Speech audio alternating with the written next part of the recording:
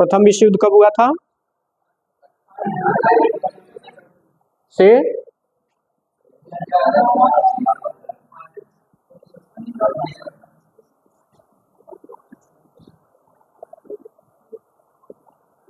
ध्यान देंगे इसके पहले हम लोगों ने क्या पढ़ा था कल, जैसा कि चंपारण सत्याग्रह आपने पढ़ा, महात्मा गांधी द्वारा चलाया गया पहला मूवमेंट होता है, पहला आंदोलन होता है।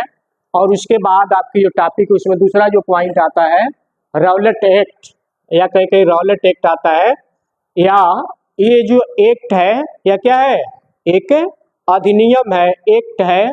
और इस एक्ट का जो सरकारी नाम है वह क्या नाम है? अराजक और क्रांतिकारी अपराध अधिनियम। इसको भी आप याद रखिएगा, हो सकता है आपकी परीक्षा में केवल यही दे दे कि अराजक और अपराध अधिनियम क्या है, या रॉलेट एक्ट क्या है, या इसको भारतीय लोगों ने क्या कहा, काला कानून, ब्लैक एक्ट के नाम से इस एक्ट को जाना गया भारत में, क्योंकि यह इस योग्य था ही, क्योंकि यह एक्ट जब बना तो भारतीयों ने बहुत इसका विरोध होता है। आगे क्या क्या होता है उसको मैं आपसे शेयर करूंगा। और महात्मा गांधी जी ने जो उस समय के देश के सबसे बड़े नेता थे, उन्होंने इस एक्ट को कहा था बिना अपील, बिना वकील और बिना दलील। यह जो अधिनियम ब्रिटिश सरकार का था, इसका मंसूबा यह था कि जो भारत के जो क्रांतिकारी हैं, भारत के जो यूथ हैं, उनको पूरी तरह से क्या करना, नेस्तनाबूद कर देना, कि वह है क्या करे, उग्र न हो पाए, वह उठने न पाए। ये बात उस समय की है, जैसा कि हम लोगों ने इसके पहले प्रथम विश्व युद्ध का अध्ययन किया। प्रथम विश्व युद्ध में पूरा विश्व दो खेमों में बटा हुआ था और फ्रंट पे 37 देशों ने भाग लेता है, लेकिन उसमें भारत भी क्या होता है, भारत भी ब्रिटेन का साथ दिया, क्योंकि उस समय एक बात कब की है, सन 1914 ईस्वी की है, और उस समय भारत भी क्या था, ब्रिटिश शासन का एक उपनिवेश था। मतलब हम लोग क्या थे, ब्रिटिश के गुलाम थे। तो उस समय ब्रिटिश लोगों ने क्या कहा भारतीयों को, भारत के जो नेतृत्व करता थे, भारत के जो युवा थे, ब्रिटिश सरकार ने कहा कि आप लोग, मतलब कौन, भारत के लोग, भारत को जो यूथ है, भारत को जो युवा है, भारत के जो क्रांतिकारी है, यदि क्या करें, हमारे साथ मतलब ब्रिटेन के साथ है प्रथम विश्व युद्ध में लड़ते हैं, और यदि हम प्रथम विश्व युद्ध में विजयी होते हैं तो हम क्या करेंगे, भारत को गुलाम जो बनाए उससे उसको मुक्त कर देंगे। यानी कि इस आधार पे अब भारत के जो बड़े बड़े जो लीडर थे, गांधी जी थे, या इस तरह के जो नेता थे, उन लोगों ने भी भारत के युद्ध से बात की, देखो क्या है, ब्रिटेन की साख मतलब क्या दाव पे है, क्योंकि ब्रिटेन की अभी इज्जत देखनी है। तो उनके कहने पे भारत का जो यूथ होता है वह जाता है, सैनिक बन के जाता है, और वो युद्ध करता है, मारा भी जाता है, और लास्ट में क्या होता है, कुछ लोग बचे भी, और लास्ट में होता है कि ब्रिटेन की यानी कि प्रथम विश्व युद्ध में जो मित्र राष्ट्र होता है उसकी विजय भी होती है। लेकिन जैसे ही विजय होती है उसके बाद जो वादा ब्रिटिश ने किया था वह क्या होती है, वह नकार देते हैं, यानी कि भारत को गुलाम नहीं करते हैं।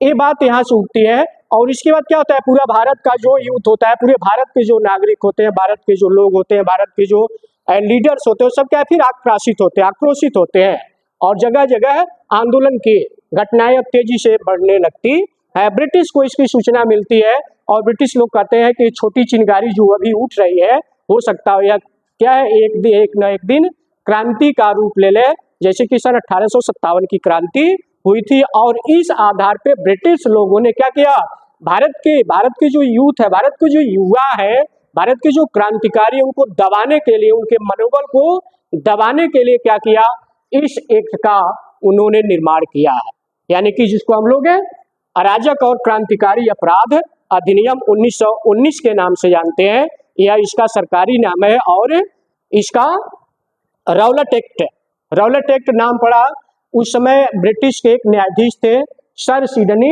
रॉलेट, यहाँ लिखा हुआ है सर सिडनी रॉलेट। यह इस कमेटी के क्या बनाए जाते हैं, अध्यक्ष बनाए जाते हैं, और इन्हीं के नाम पे इस अधिनियम का नाम रखा गया रॉलेट एक्ट। क्लियर हुआ? महात्मा गांधी जी ने, भारत के लोगों ने इस एक्ट को काला कानून कहा, काला ब्लैक एक्ट की संज्ञा दी, क्योंकि उन लोगों को लगा नहीं हमारे क्या है, जो क्रांतिकारी उसको मतलब अब इस एक्ट की क्या क्या बातें होती उसको मैं आगे शेयर करूंगा।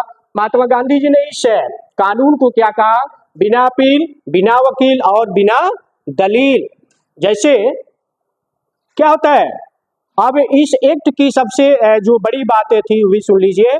इस अधिनियम के द्वारा, बात नहीं, कोई भी ब्रिटिश किसी भी भारतीय को, किसी भी भारतीय क्रांतिकारी को संदेह के आधार पे, बिना किसी गलती के आधार पे क्या कर सकता है, उसको बंद कर सकता है और जबरदस्ती उसको ले जाके जेल में 2 साल तक के लिए कैद कर रख सकता है। यह इस अधिनियम के प्रावधान था। मतलब ब्रिटिश क्या कहे, बिना किसी अपराध के, बिना किसी गलती को जिसको चाहे क्या कर सकता है, उसको कैद करके जेल में डाल दिया जाता। और इतना ही नहीं, इसके इस अधिनियम के द्वारा ये भी बातें थी कि वह व्यक्ति किस अपराध में डाला गया। जैसे मान लीजिए आप कोई गलती करते हैं या नहीं करते हैं, पुलिस वाला आपको पकड़ता है, आपको अरेस्ट करता है, या मान लीजिए आप बाइक से कहीं आ जा रहे हैं, पुलिस वाला आपको देखता है तो क्या करता है, रुको, वो कहता है चालान तुम्हारा काट दो। आप पूछते हो क्यों चालान काट रहे हो, तो बताता है हेलमेट नहीं है, तुम्हारी एज अभी नहीं हुई है, तुम्हारा डीएल नहीं है, तुम्हारी गाड़ी का पेपर, एक आता है ना, आप कहते हो ना, इससे बात पूछ सकते हो।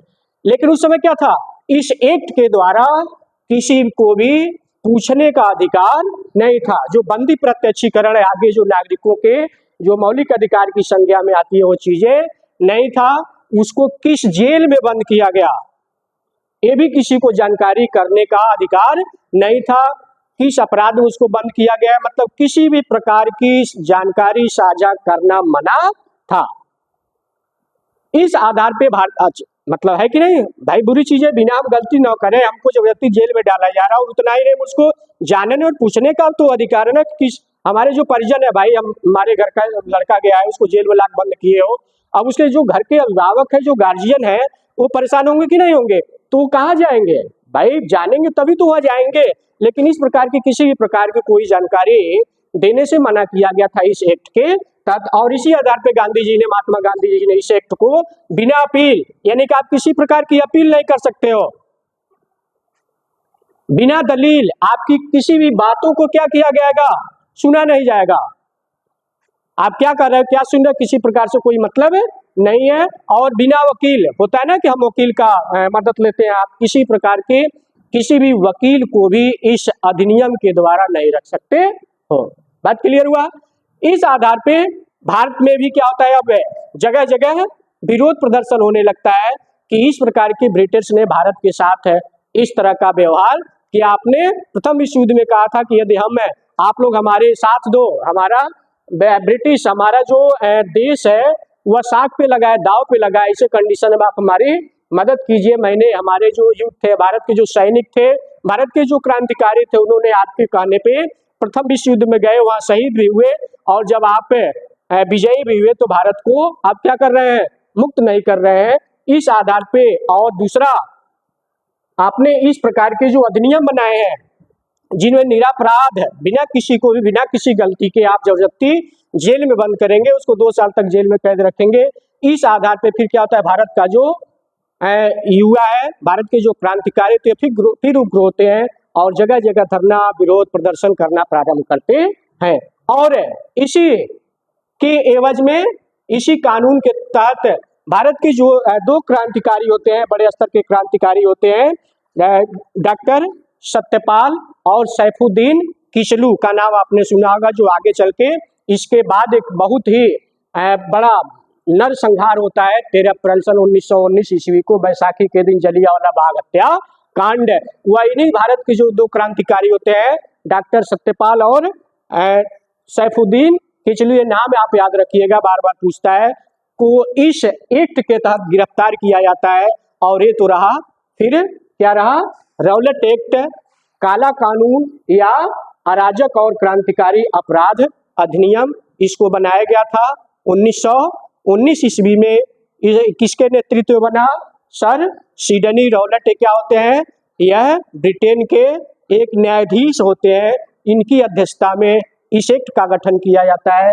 इस एक्ट को ब्लैक एक्ट, काला कानून भी कहा जाता है। और गांधी जी ने इस कानून को बिना अपील, बिना दलील और बिना वकील की संज्ञा दी। ये तो रहा आपका रौलट एक्ट। इसको स्टॉप कर दो।